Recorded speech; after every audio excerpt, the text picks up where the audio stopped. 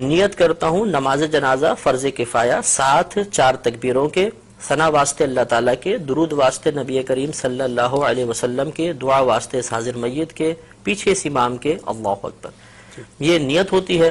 اس میں ایک چیز یاد رکھیں کہ نماز جنازہ میں 2 فرض ہیں اور 3 چیزیں سنت مؤکدہ ہوتی ہیں۔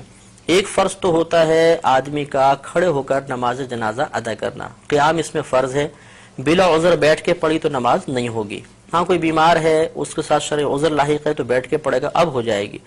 اور دوسرا رکن ہوتا ہے 4 تکبیریں، جنازے کی 4 تکبیریں فرض ہیں، اور 3 چیزیں اس میں سنت مؤکدہ ہیں، ثنا پڑھنا، درود پاک پڑھنا اور میت کے لیے دعا پڑھنا، یہ 3 سنت مؤکدہ ہیں۔ اور سنت مؤکدہ کا ترک کرنا 1-2 بار کیا تو برا ہے، اور اگر عادت ہی بنا لیں تو انسان گناہگار ہوگا۔ اس سے معلوم ہوا کہ اگر ہم جنازے کے کم از کم 2 فرض پورے کر لیں گے تو نماز جنازہ ادا ہو جائے گی، اور اگر ہم یہ 3 سنتیں بھی پوری کریں گے تو کامل طریقے سے ادا ہوگی۔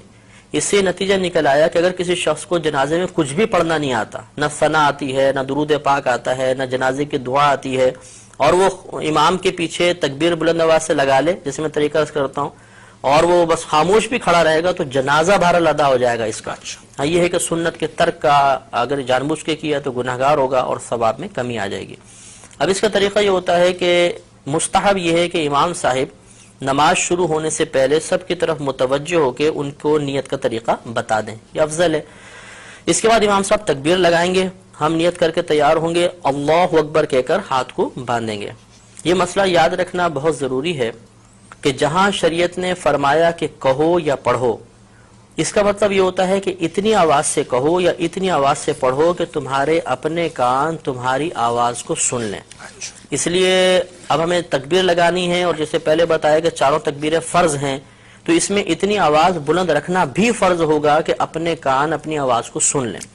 چنانچہ بعض لوگوں کو دیکھا ہے کہ ہونٹ بند ہوتے ہیں، بس یوں۔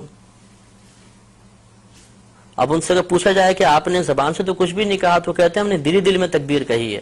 تو دل میں تکبیر کہنے سے تکبیر کا فرض ادا نہیں ہوگا، اس لیے امام صاحب تو بہت بلند آواز سے پڑھیں گے جہر کے ساتھ، ہمیں کم از کم اتنی آواز سے اللہ اکبر پیچھے کہنا ہے 4 تکبیروں میں کہ اپنے کان سن لیں، ورنہ فرض ادا نہیں ہوگا، اور فرض ادا نہیں ہوا تو یہ نماز بھی ادا نہیں ہوگی۔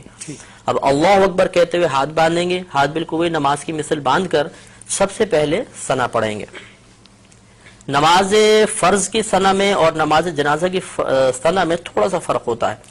اس میں اس طرح ہم پڑھیں گے سبحانک اللہم وبحمدک وتبارک اسمک وتعالی جدک وجل ثناؤک ولا الہ غیرک۔ تو وجل ثناؤک کے لفظ اس میں زیادہ ہوتے ہیں، یہ کسی بھی کوئی نمازی جنازے کی کتاب ہو اس میں یہ پورے لکھی ہوگی ثنا، اچھی طرح ہمیں یاد کر لینی چاہیے۔ اس کے بعد ہم اگر ختم کر چکے ہیں انتظار کریں گے، امام صاحب دوسری تکبیر لگائیں گے۔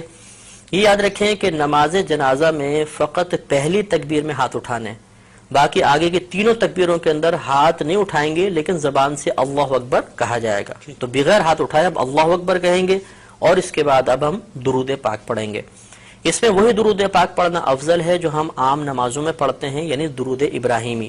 لیکن اگر کسی کو یہ یاد نہ ہو تو کوئی بھی درود پاک پڑھ لیں، بلکہ یاد ہو اس کے باوجود دوسرا درود پاک پڑھیں گے تب بھی نماز ہو جائے گی، اور افضل یہ تھا کہ درود ابراہیمی پڑھا جاتا۔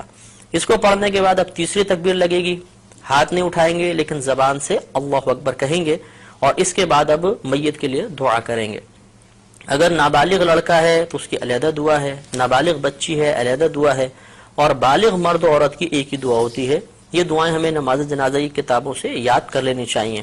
اگر بالفرض کسی کو یہ دعائیں یاد نہ ہوں تو کوئی بات نہیں، وہ کوئی بھی ایسی دعا کر لیں کہ جس میں امور آخرت کے بارے میں کچھ طلب کیا گیا ہو، دنیاوی کوئی چیز نہ طلب ہو رہی ہو، آخرت کے بارے میں، تو یہ ہم کوئی بھی دعا اس میں پڑھ سکتے ہیں۔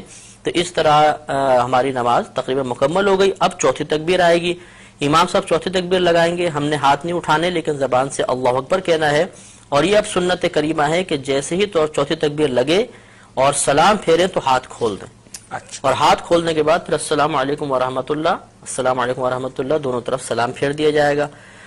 اب یہ یاد رکھیں کہ جہاں تکبیر کے بعد کچھ پڑھنا ہے اس میں ہاتھ بند رہیں گے، اور جہاں تکبیر کے بعد کچھ نہیں پڑھنا ہوتا وہاں ہاتھ باندھنے کی ضرورت نہیں ہوتی، ہاتھ کھول دیں گے۔ تو پہلی 3 تکبیروں میں چونکہ تکبیر کے بعد کچھ پڑھنا تھا تو ہاتھ بندے رہے، چوتھی میں کچھ محل ہی نہیں ہے پڑھنے کا تو ہاتھ کھول کر پھر پھر ہمیں سلام پھیرنا مفتی صاحب عموماً لوگ یہ غلطی کیا کرتے ہیں کہ صاحب وہ جو چوتھی تکبیر ہے اس میں ہاتھ اسی انداز سے بندھے رہتے ہیں اور سلام پھیرتے ہیں، وہ مطلب یہ خلاف سنت ہو جائے گا. اچھا. نماز ہو جائے گی خلاف سنت ہے کہ ثواب میں کمی ہوگی. سنت یہی تھی کہ ہاتھ کھول کر پھر سلام پھیرے جائیں.